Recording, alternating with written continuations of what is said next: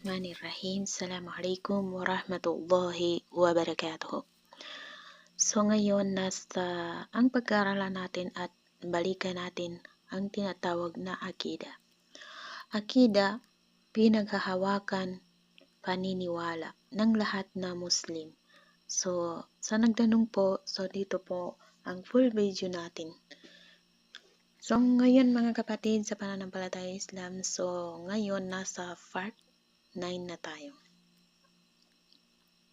MashaAllah, tabarakallah.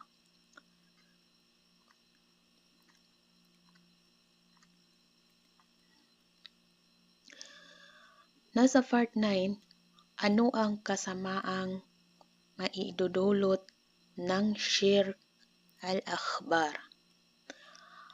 Ang Shirk al-Akbar ay ang dahilan na pananatili sa impyerno.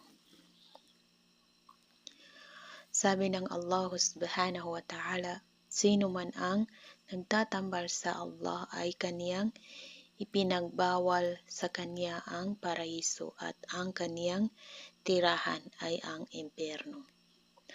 Ang sabi ng Propeta sallallahu alaihi wasallam, sino man ang namatay na nagtatambal sa Allah subhanahu wa ta'ala, ang anuman ay papasok sa impyerno. Mayroon bang kabutihan ang isang gawaing may halong shirk? Walang kabutihan ang isang gawaing may halong shirk. Sabi ng Allah subhanahu wa ta'ala, at kapag kayo tatambal sa akin ay mawawalan ng saysay ang anumang inyong gawain. Sabi ng Propeta sallallahu alaihi wasallam, sino man ang gumawa ng isang gawain na may halong shirk, ang kaniyang gawain ay tinambal niya sa akin, ay di ko tanggapin. Ang shirk ba ay kasalukuyang ginagawa ng mga Muslim? Opo, kanilang ginagawa sa iba't ibang uri at ako'y nagdadaramdam.